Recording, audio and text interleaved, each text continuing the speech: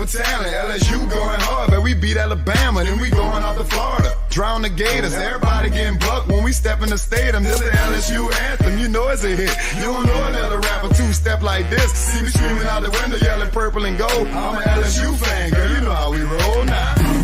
Back and back it on up. Hey, back and back it on up. Hey, back and back it on up. Hey, back and back it on up. Hey, way down in the back. We are live. And the next Ole Miss Rebels head coach at Orgeron. Dan Mullen. Dan Mullen. I didn't think about that one. How about that? Well, if you've been paying attention tonight, there's some drama going on in the coaching world. Obviously, Auburn is searching for a new head coach. Reports have come out that Lane Kiffin will be that next coach. And then suddenly after, reports were coming out that they were being denied. And that the report of him leaving were true. So, I mean, I don't know, Zach. I don't know what to believe right now. I don't know what to think. I mean, honestly, I thought Lane Kiffin would take the job if offered. So I won't say, I would be surprised by that by any stretch of the imagination. I would not be surprised at all. But I mean, Lane Kiffin, he hasn't really denied it. I mean, I know he made a tweet and was like, "Oh, news to me" or whatever. But if it ain't true, just straight up deny it. That's what Jesse said. Jesse was like, "Yeah, I got." So as you know, have some buddies that I work with that are Ole Miss fans, and my buddy Dawson was like, "Yeah, he's not leaving." And then Jesse was like, "Don't be so confident." Don't be so confident. Jesse was like, "I don't know. Like, he didn't deny it. He ain't denying it." But I don't know. I feel like it's a pretty strong denial for Lane to quote tweet it and say, "This is news to me. Nice sources with the devil emoji." Right.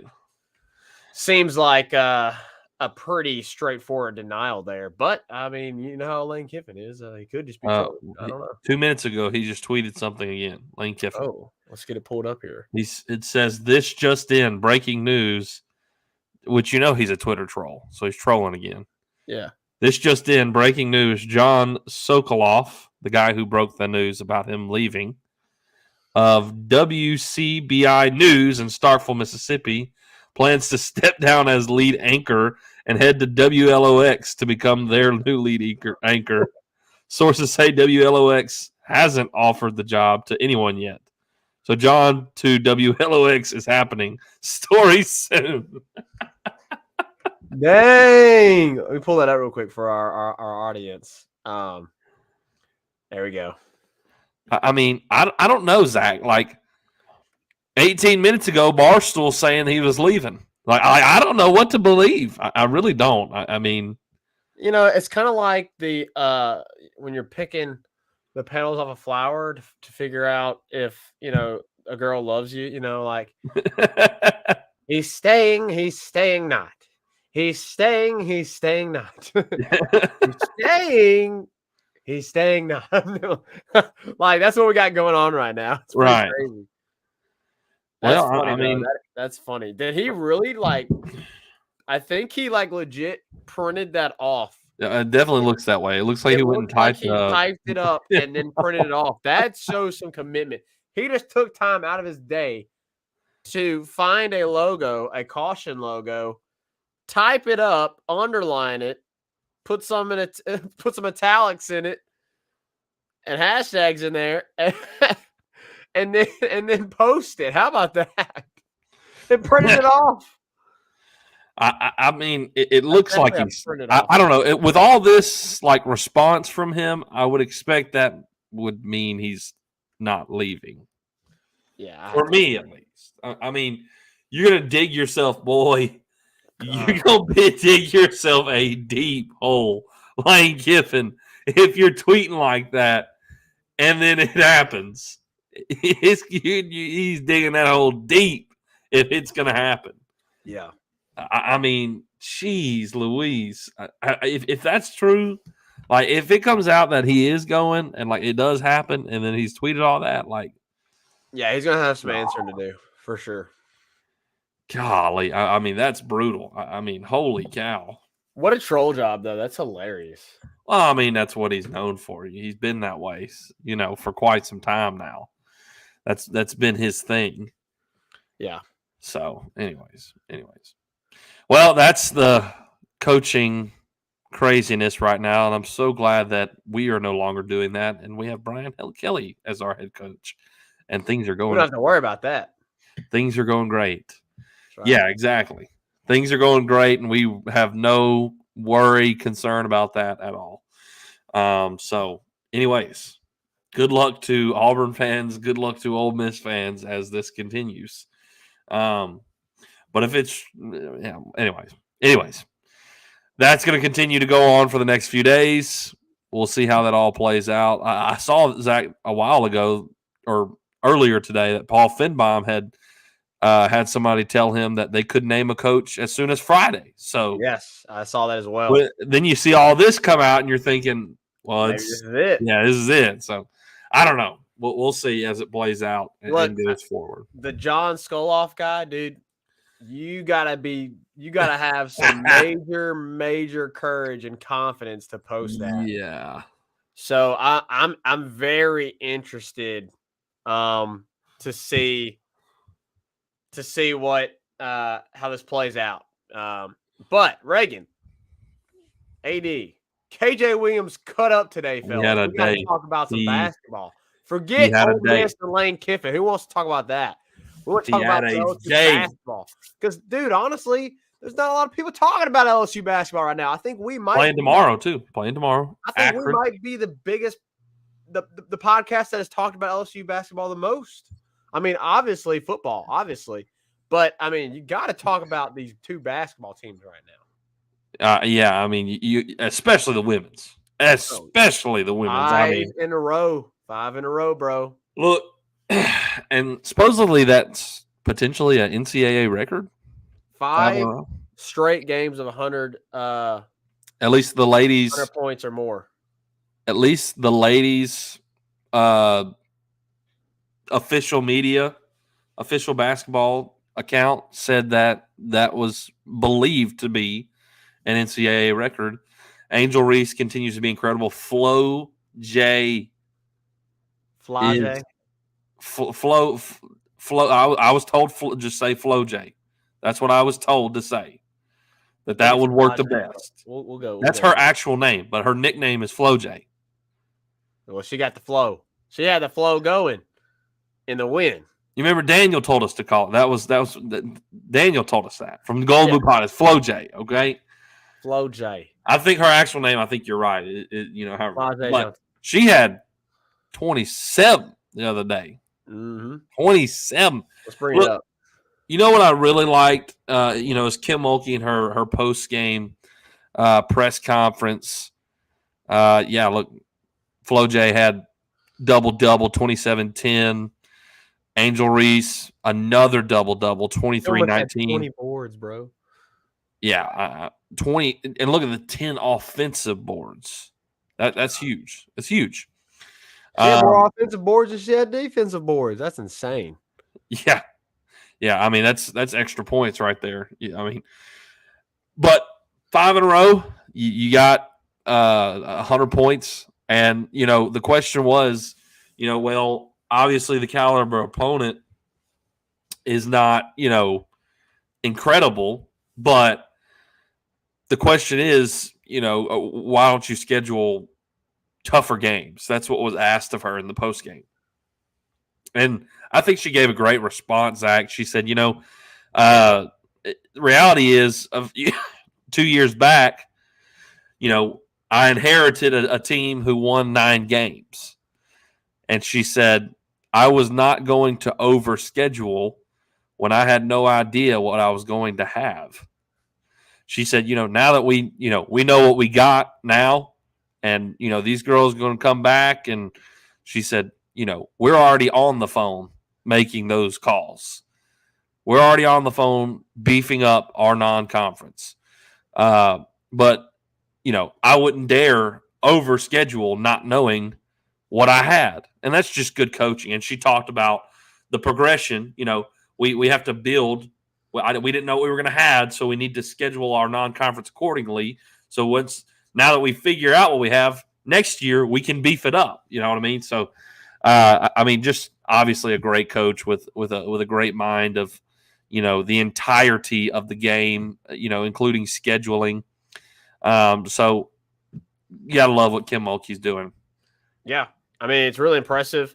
Again, you have to say, like, the starting five is just phenomenal. And you didn't have a really huge game from your bench, but obviously Samaya Smith, the freshman who has started at times this year, 11 points off the bench, as you see there, and they just have really, really good bench players. Kateri Poole, Poa. All those girls are just really, really good, and so this is a really good team from top to bottom. And they are shooting it really well, as you see, around the 50% mark.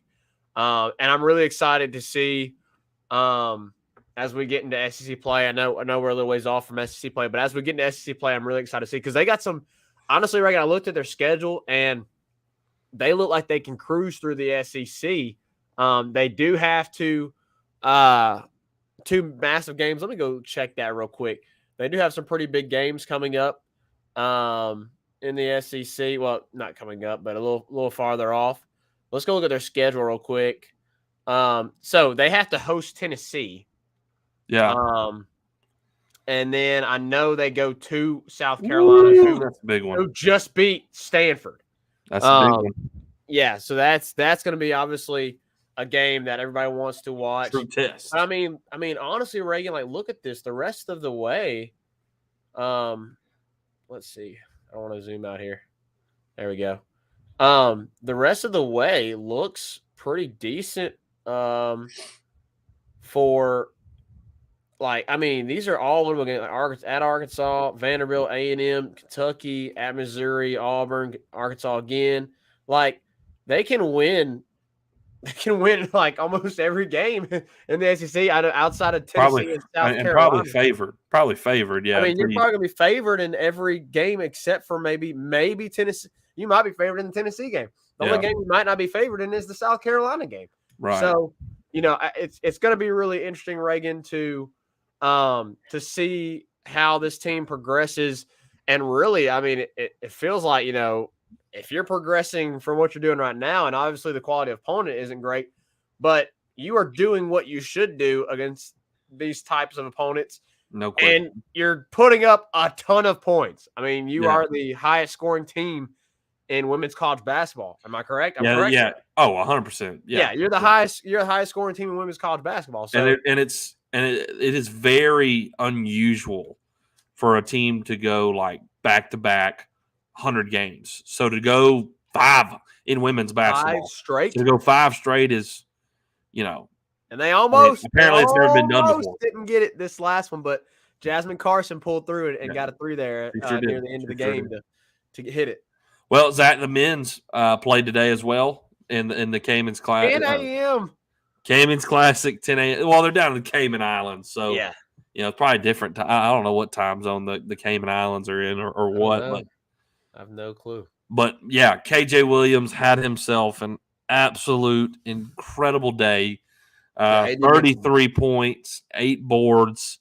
You love to see that from him. Just a dominant performance. If you want to watch these games in the Cayman Islands, I think you're going to have to go to flowhoops.com. That's FLOHOOPS.com. And it also is going to, you got to pay a subscription to watch it. So that's just a heads up if you go to try to watch the game tomorrow. They will be playing Akron tomorrow, Zach, at 12:30. I don't know with this. Maybe this one's televised. I'm not sure. I really am not sure. It doesn't look like it though. When I looked at it, it didn't have a television channel or something on it like it normally does. So anyways, it'll be 12:30 tomorrow playing Akron. You hope you can continue. You love to win these like early in the year, like what are they called, like tournaments or whatever. Yeah, regular season tournaments. Yeah, helps your resume to go in like a neutral site, especially like off to the Cayman Islands and win all your games there. Hey, man, so shoot, it's the Cayman Islands. Like, why you're having a blast too while you're doing it? Yeah, a little absolutely. vacation. Absolutely. Zach, somebody that continues to impress and has come on recently in the last few games is Cam Hayes. Yep. I mean, what can you say to Cam Hayes, Zach, and his emergence? Well, I mean, we really didn't see hardly any of them until the last game against. I'm going blank. Who did we play before Illinois State? Was it Yes, New Orleans, against the New Orleans. So, and I mean, against New Orleans, he came off the bench and just couldn't miss from behind the 3-point range. And today you got to see a little bit more of his inside game. He only was 1 for 3 from the 3-point range. Last time against New Orleans, that's where basically all of his points came from, was behind the 3-point range. And he scored 10 points, 7 of that being inside of the arc. So you got to see a little bit more of his tools. And I think, again, one of the biggest things we talked about with this team, and we mentioned it, when comparing to last year's team, is, that you would 100% take last year's team's bench, obviously, with Tari Eason and Eric Gaines and guys like that coming off the bench. And in the last few games, Reagan, the last couple of games, they played well. The bench has played really well. They provided, a ton of points in the New Orleans game off the bench, obviously, with Derek Fountain. And look, Derek Fountain, he didn't have a massive day today, but he only took 2 shots. He made both of them. He was 2 for 2. And he played a lot of minutes. He's continuing to play phenomenal defense. So it's really encouraging to see some of these guys that are coming off the bench and to pour forth a lot of quality minutes. Yeah. So Cam Hayes obviously being the big one today with 10 points off the bench, which led all bench players. So really, really impressive. But I mean, what can you say about KJ Williams, man? 33. I mean, dude, he dominated. They could not contain him in the paint today. And it was really encouraging. It was also encouraging to get to see Adam Miller, kind of come back. I know he wasn't great from behind the arc. He was only 1 of 5 today. You can hope he kind of shake that off, because he kind of struggled with that last game, but still put in 13 points, which was really good. But what he did today was he drew fouls. He went to the free throw line 8 times, which led everybody on the LSU team, and he went 8 for 8. So really, really encouraging to see him, play a little bit different game outside of just being a 3-point shooter. Yeah, what I've been really pleased with, first 2 games, man, it was exactly. AD is speaking to my point here. For the first 2 games, man, it just felt like the offense was so clunky and it was not together, and it was struggling to find itself, and it was so. I don't know. You go through those long periods of scoring droughts too, and so I've been really pleased with what I've seen in the last few games. It looks like the offense has gelled and worked a lot better, and that has to do with them, I think, just playing together and getting used to each other and building the chemistry on the court. And it looks a lot more smoother now. Yeah, and it's beginning to look a lot more smoother, and I mean that's only going to get better as the season continues. So you're excited about that. Obviously, Zach, I still want to see the defense improve some more. There are times and stretches where it feels like the defense laxes a little bit. Well, I mean, you saw the difference in the 2 halves. I mean, they only allow 25 points. The entire. Let me go back and look at it. I think they only allowed 18 in the first. 18, yeah. And they allowed 43, yeah. And 43 in this. Now, probably a lot of that was because they kind of let their foot off the gas and they put in some bench players. I'm sure that was a large part of it.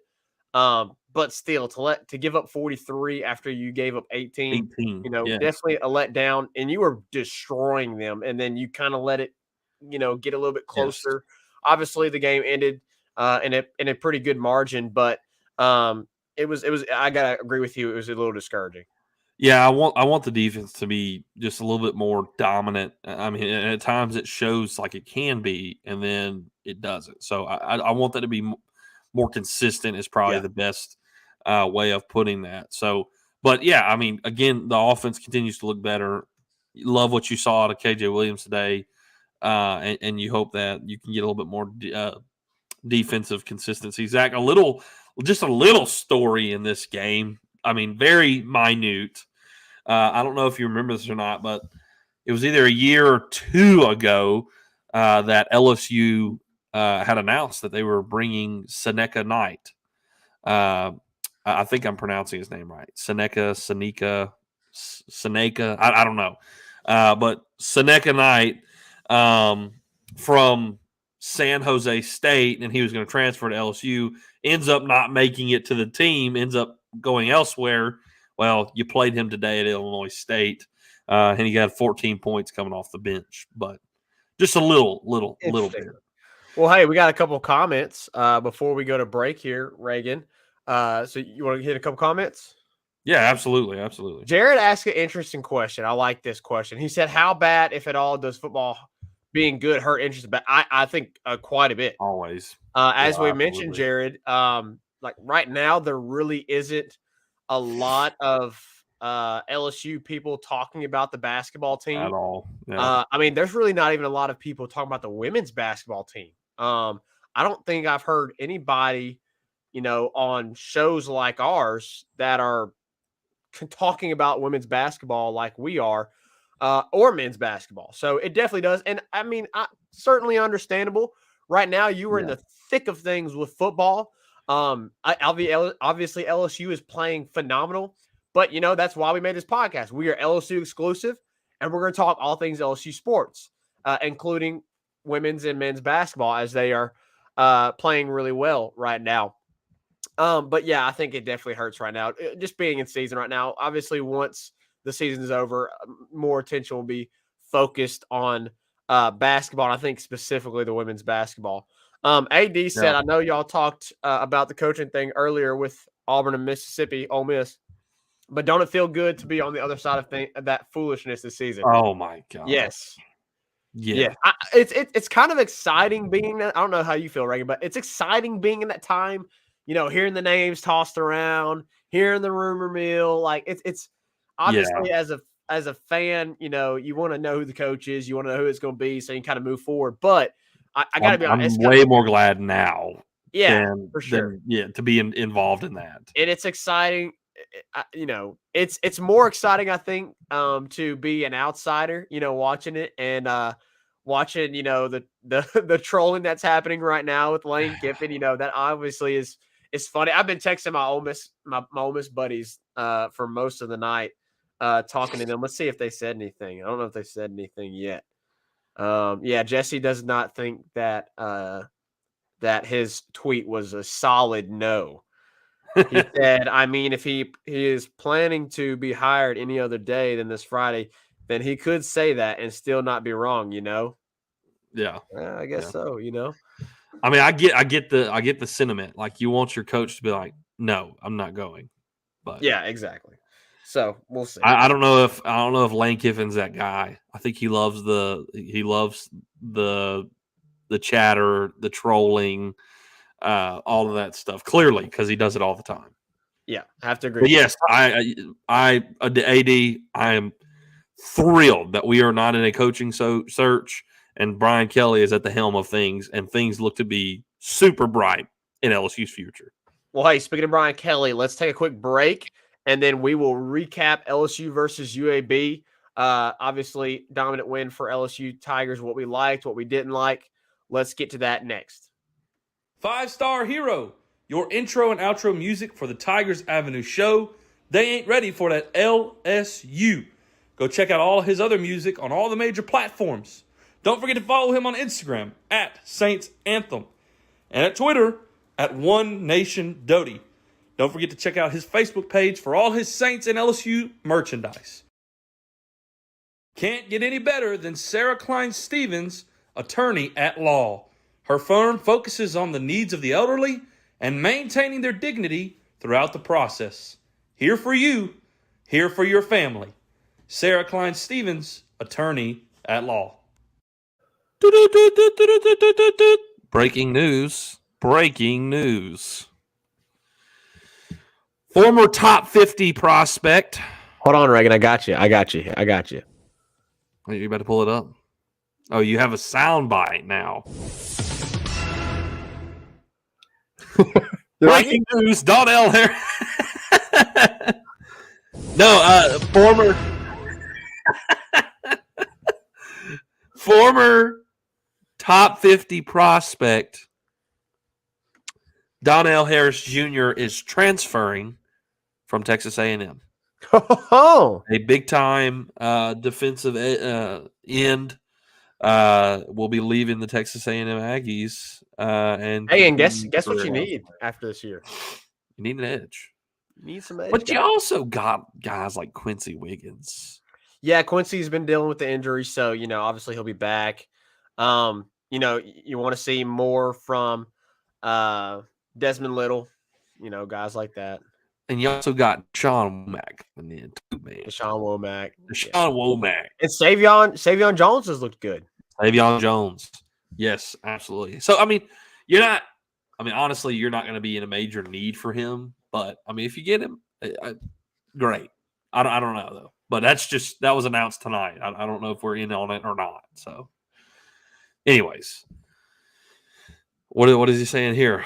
He said, I don't trust the thing a coach says at this time of the year. And, he makes a good point because at this time of the year, obviously coaches are wanting not wanting outside noise, not wanting outside distractions. They're wanting their teams to focus on the most critical time of the year, which is the end of the season and coming into the postseason. And Ole Miss has got a huge game on Thanksgiving Day against Mississippi State.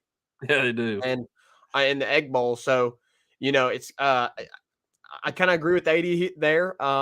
Maybe that is Lane just trying to clear out the noise and trying to shut it down quickly. But hey, look, I don't know if you saw this, but there were some Auburn recruits that were tweeting about it and making mention of Lane coming to Auburn.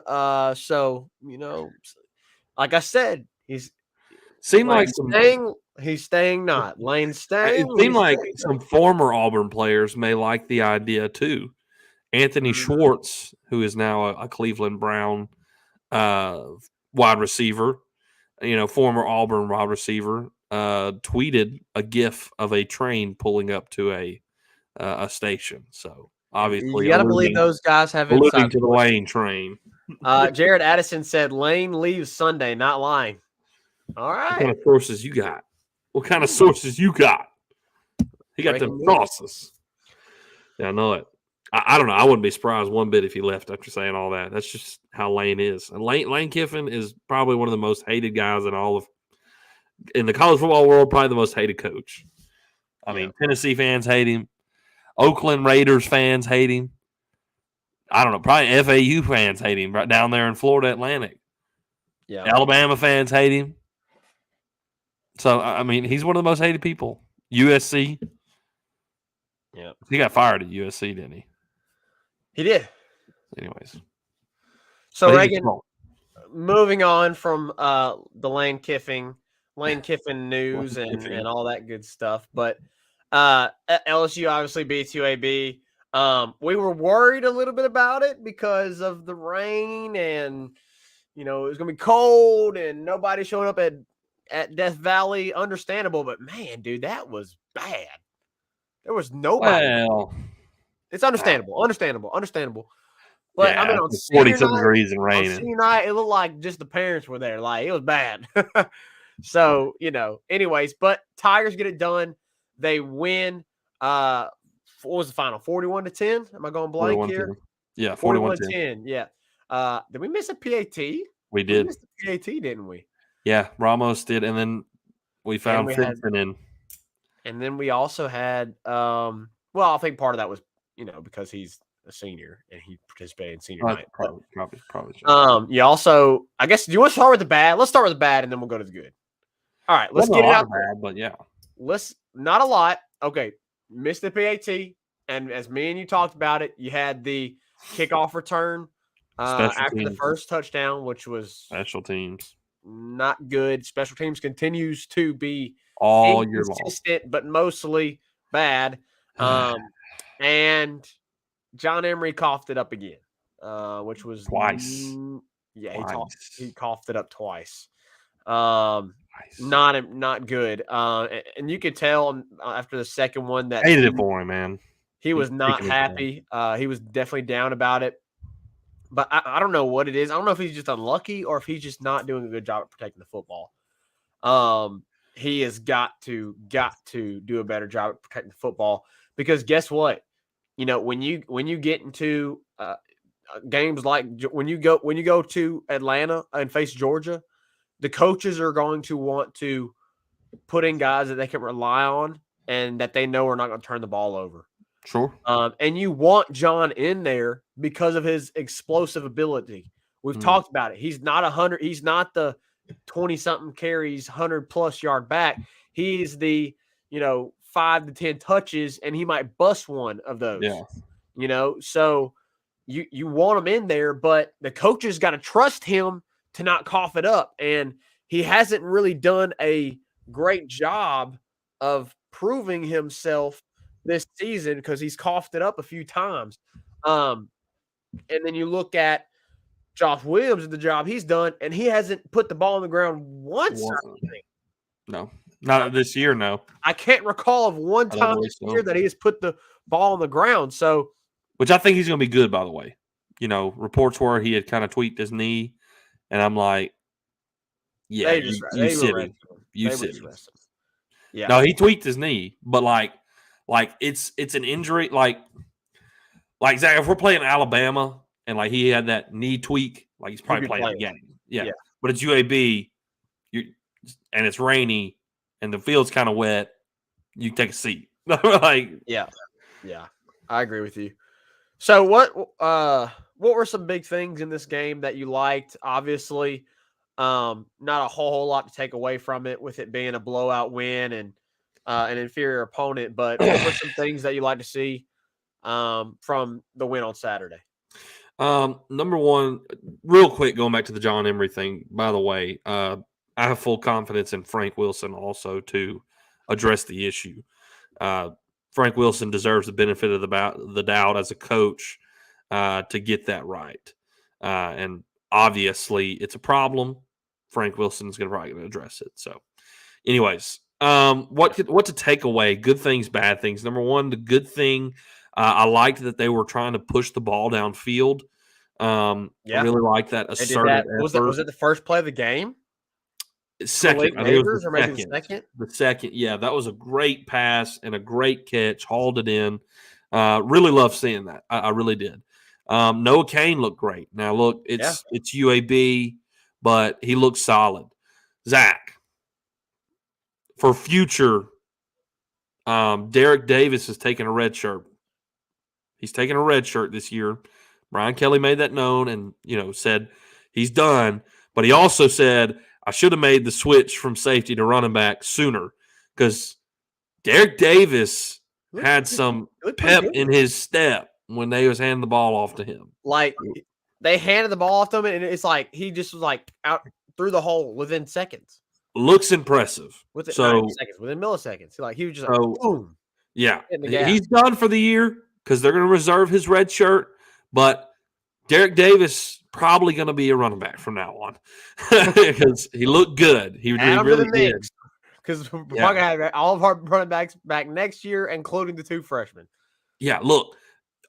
Gosh. Frank Wilson loves the run. Zach, we can't forget 2011. I mean, that was a loaded running back room.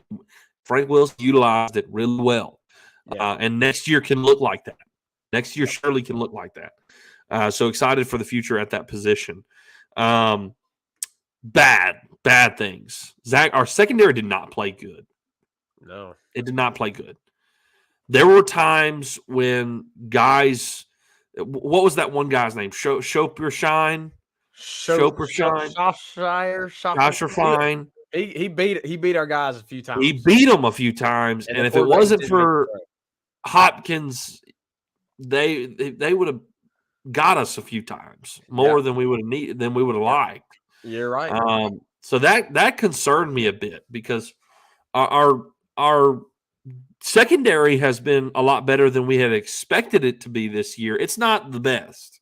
I mean, don't get me wrong. I don't think it's like elite, but our secondary had been better than expected. So that concerned me a bit because I don't know if it was just the night was cold, it was nasty, it was sluggish, the stadium was empty, so they were playing a little lackadaisical. Maybe, but you definitely got to lock it in for the next two games. The next two games, you can't see that. I mean, obviously, yes, there were some opportunities that UAB missed with some coverages there. Not busted, but just the wide receivers and our DBs getting beat. So I have to wonder, how much of that was due to the kind of, like, as you mentioned, lackadaisical with it being the weather and all.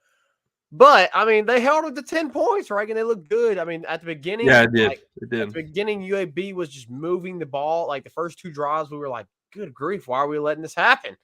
And then after that, they were locked down. And apparently at halftime, there was a word. Brian Kelly had a word with the defense and made it very clear. Look, we're about to clamp them up, and that's exactly what they did. Yes, there were some times that if the quarterback makes a decent throw, that they probably score a touchdown because that number 11 kid was beating our guys. But you got the job done. You shut them out in the second half, completely dominated the game, and Reagan JD bounces back. We find out. Great. We found out earlier today. We found out earlier. I think it was today or Sunday.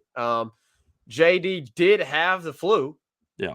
In the Arkansas game, we actually found out there was multiple LSU players that confirmed had the flu. We had only heard about Baskerville and Perkins on the day of, but comes to find out over this past weekend and today that we found out that there's multiple guys that had the flu and are still dealing with the flu currently. So and JD came out and he was slinging it. He looked great. You mentioned the deep ball that he threw the second play of the game to Malik, which just dropped it in a bucket. He had almost 300 yards passing. He had over 100 yards rushing.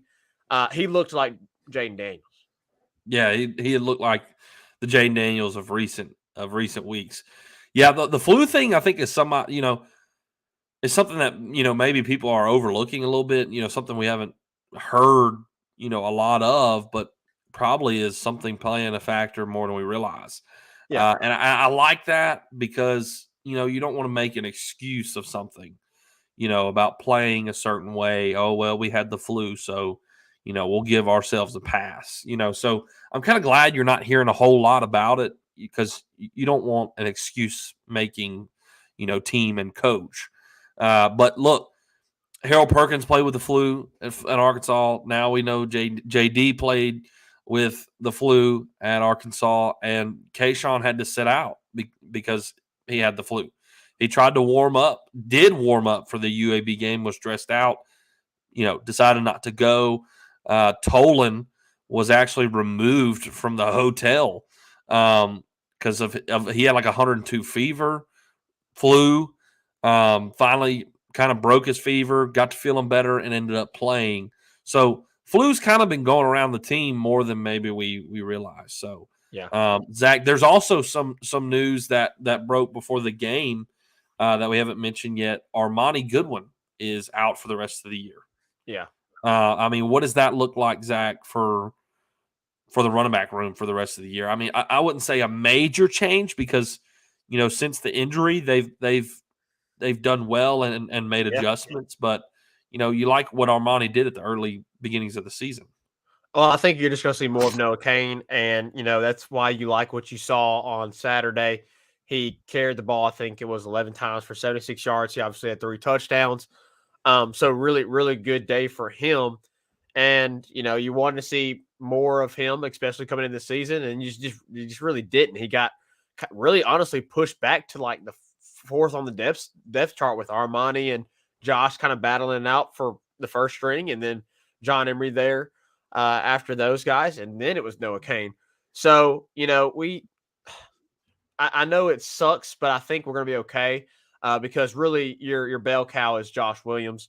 He is your go-to most dependable guy.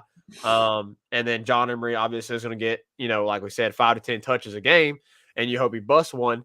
I think, Noah Cain is a guy that comes in and he's your thumper that comes in. And when you need, short yardage situation, you go get it. And that's if you're resting Josh, because Josh has been the everything back. I mean, he's been, when you got to have 5, when you got to have 18, he gets you 20, when you need him to do whatever you need him to do, he goes and he gets it done. So I think Noah Cain kind of compliments Josh well to get him some rest and do what Josh is meant to do. And then obviously John is the let's hope he busts one, the home run hitter. So we're going to find out, how it looks the rest of the way. But I definitely think they're okay. You hate because Armani just has a really great acceleration. I mean, he looks really good. He hits the holes really well, and he's just really a really good all around back. And he's also really good at the backfield catching the ball. Especially when you think about the Mississippi State game. He had a great game. He had a great game against State. But honestly, I'm not too worried about it. You've got so many guys back there. I think they're going to be perfectly fine. Yeah, I agree. I think Josh is back for this next game. John, Cain, you're going to be fine. You're going to be fine. Zach, I think we have some comments here that maybe we can get to real quick. I've been seeing some pop up. Texas 4-8 told everyone they would listen. They had the flu. Yeah. I mean, Zach, does Jimbo keep his job? Yes. I really do. I think he keeps his job. I mentioned this. I was talking with Blake and Pooh before the AYS show behind the scenes. And, we were talking about the same thing. And I don't think they fire him after this year. I really don't think that at all. I definitely think he comes back for next year. But I think if you have a similar year or even a 6-6, 7-5 year, then I really think that conversation is going to pop up a lot, and not just in these podcasts, but I think in national media, it is going to begin to pop up. So he's definitely gonna get turned around, but dude, it looks really bad right now. Now, what if there's like an exodus at the end of the year? I mean, Donnell Harris just left. It sounds like a mass exodus. Sounds like it sounds like I still don't think that they probably gonna be some more. I still don't think they fire him. I mean, that's a large buyout. Yeah. And he is playing. They do have a lot of really young guys. They don't have a quarterback, Reagan. They don't have a quarterback. I mean, they have the freshman, obviously, Haynes King, whatever, but and then Max Johnson's been hurt, but they don't have a quarterback, bro. Like, it's not good. It's not good.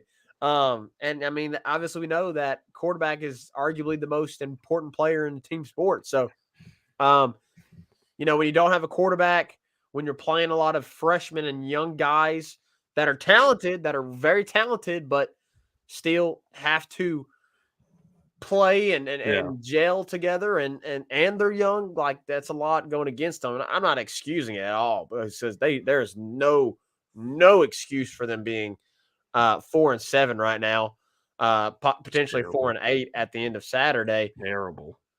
But yeah, I don't think they fire him at all. I don't even think that's really a conversation until next season. I would agree. I think he gets another year of I don't know if I want to say grace. They'll give him another year. Hey, get it right or you're done. Maybe not grace, but mercy. Yeah. Yeah. It's just been so crazy with Zach, is this the most biggest letdown ever? The hype was the hype, so and you had the drummed up. highest rated the class ever. All the returning players. It's like, what in the heck happened down there in College Station? It's so is a real quick question. Change gears just for a sec. Is HN going to be available against LSU? From what I saw, yes. But if Devin Aitchen ain't playing, there's no hope. There's no hope. Dude, they struggled against UMass. It was 3-3, and they scored kind of a late touchdown to make it 10-3 going to half, and then they only scored 10 to say they cannot score. They cannot score. Their offense is atrocious. But they have a decent defense. They have a pretty good defense, I would say. I'd say they're decent. Yeah. But it's LSU, a good defense. I don't think LSU is going to have to score a lot in this game to win. They could, and they're going to be playing arguably the best defense that they've seen all year. Yeah, Zach, their O-line has not been good. And you talk about Weigman, a freshman, getting pressure from guys like BJ and Harold. Harold Perkins. It's going to be he's not a running quarterback. He's not a running quarterback. Problem. So they don't have to spy him. They can just pressure him. Yeah, and it's going to be a problem. It's going to be a problem. Look, Aitchen didn't play against UMass. I think if Aitchen played, it would have been a little bit more high scoring because Aitchen is their offense. He is Texas A&M. I like our run defense to contain him. Make Connor Weigman beat you. Have Harold Perkins put pressure on him when he drops back, and it's case closed. Yeah. They got solid defense though. Is there any shot A&M beats LSU on Saturday? Oh, of course, yeah. There's a chance. You're going to College Station. It's an SEC West matchup. I'm not saying Jimbo Fisher's a terrible coach. They're hungry for wins. They want to piss in our cornflakes. If LSU's caught with their pants down, I think they absolutely could. Is that going to happen? I think no. I don't think it'll happen because I just don't.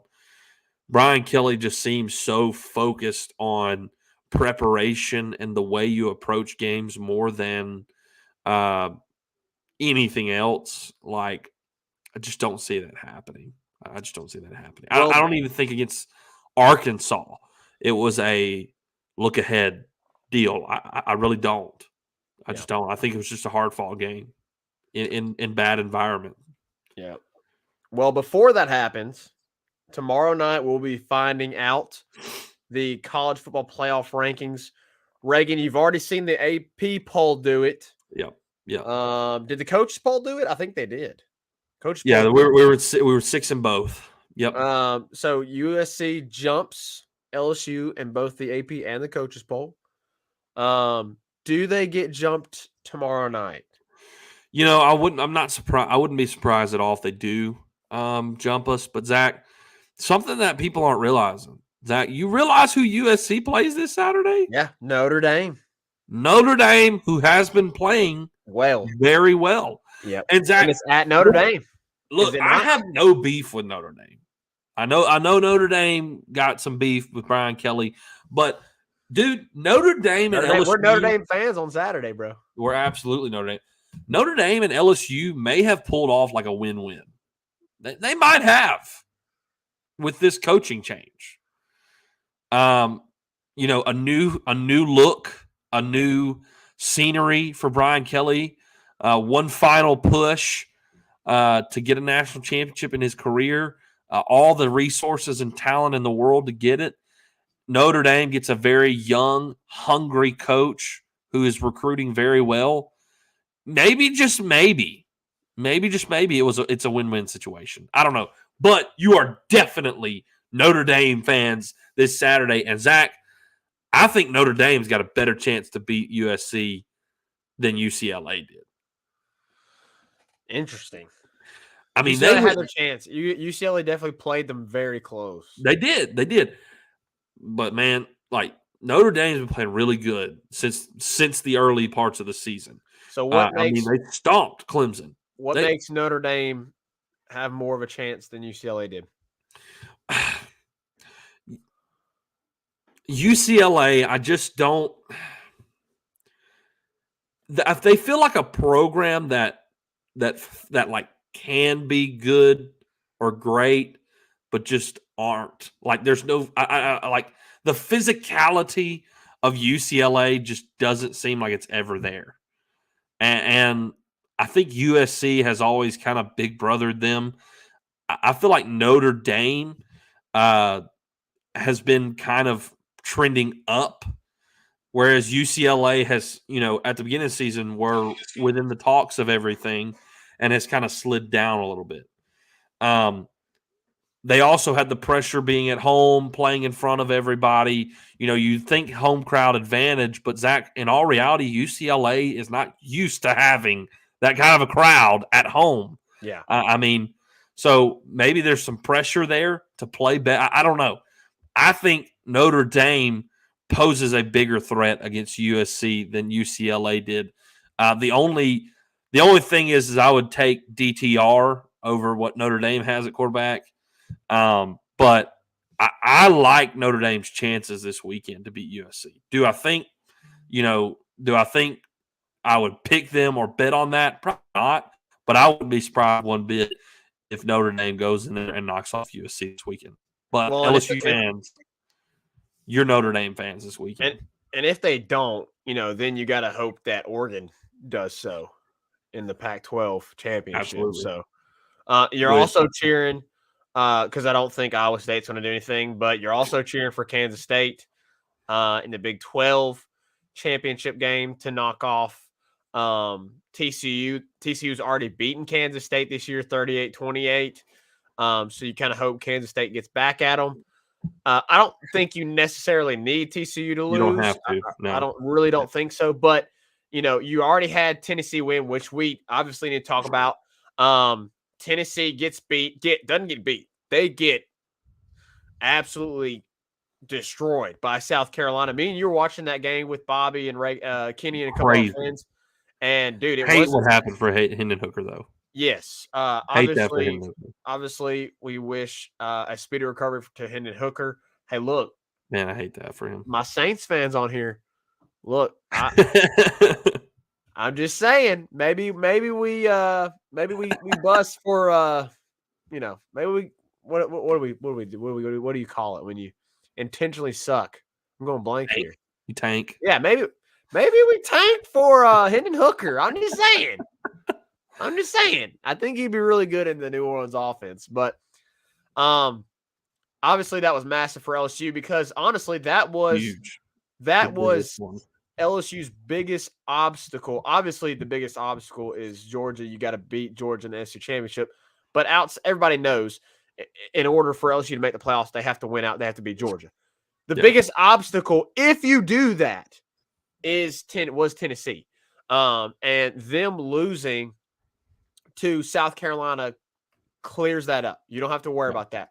You do have to worry more about USC than you would TCU now. So that's why you definitely want to hope USC takes a loss either against Notre Dame this weekend or against Oregon in the Pac-12 championship. So, you're definitely cheering against USC. You also would hope maybe TCU loses, but I don't think you have to have it. No, yeah, I agree. AD made a great point too, as well, Zach. Notre Dame has a lot better defense than UCLA does, and a really good secondary. They had the transfer from Northwestern, who's at the safety position, who's really good. So yeah, they have a better defense too. He also said, "Ease off my Saints." Look, I'm a Saints fan. AD. Look, I'd rather have Hendon Hooker. I want Hendon Hooker. Now, I will say Andy Dalton played a great game. Played really well against the Rams and the Saints got a much needed win. Look, I'm not saying that they're about to go undefeated the rest of the way, but they're not super far off from winning the division. That's just how bad the division is this year. So, anyways, enough Saints talk. Tank for Hendon Hooker, would be great. But anyways, so Zach, do you think the committee puts them above us tomorrow? I've been thinking about it, Reagan, and for some reason I keep thinking that we are not going to get jumped. Now, I'm not a prophet, and you're the one that's having visions in your dreams. So, I could be dead wrong. Y'all, Reagan texted. Okay, it's a funny story. Me and Reagan were texting earlier today, and for what I can't remember how we got on the topic. I texted Reagan. I said, "Bro, I had a really weird dream last night," and he said, "Me too. I dreamed that LSU was jumped by USC in the college football playoff rankings." And I was like, "Well, mine was a little bit more crazier than that." I don't think I'll share everything, but I basically dreamed Reagan died. Sad story. It was really not a fun dream. I woke up and I was like, "Oh my God, Reagan's dead." No, okay, God, he's not. Thank goodness. I almost texted you this morning like, hey, bud, you doing good?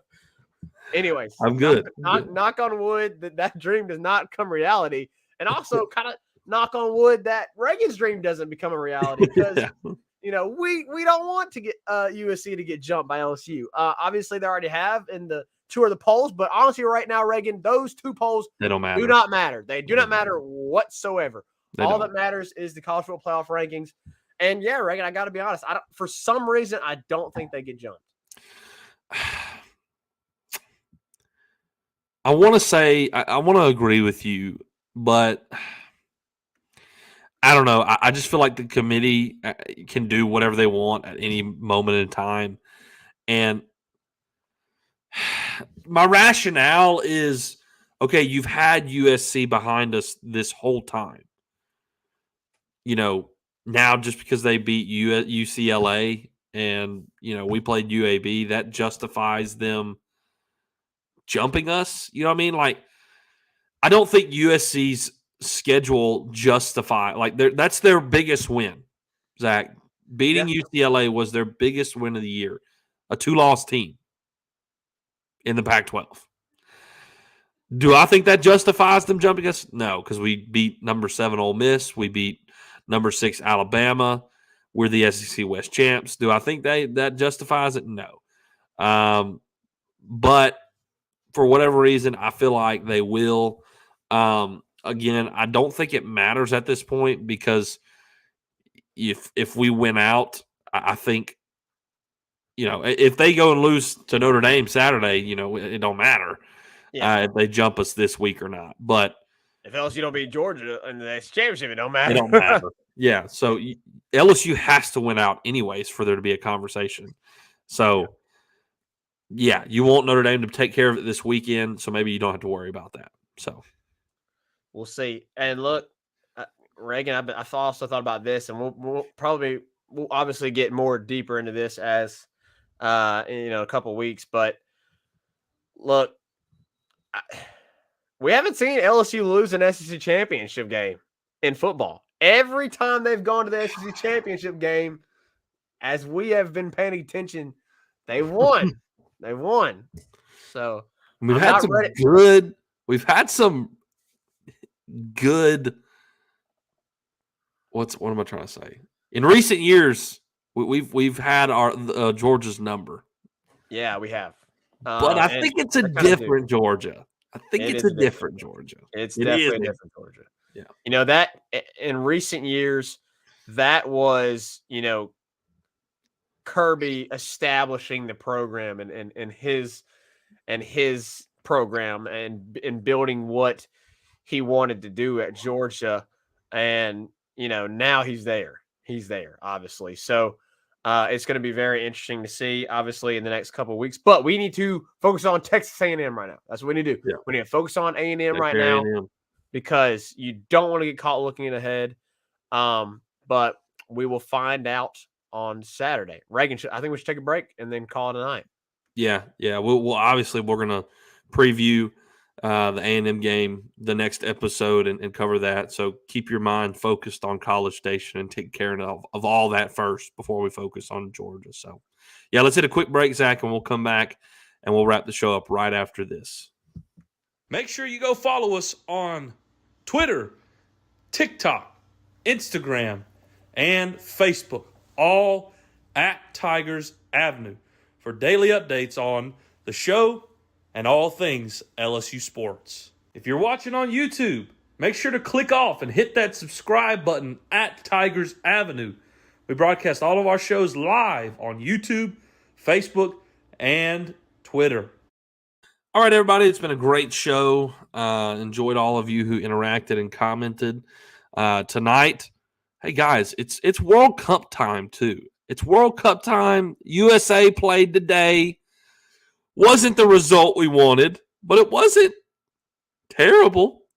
We drew with, there was a draw today with Wales. I expected the United States to lose. A lot of people did too.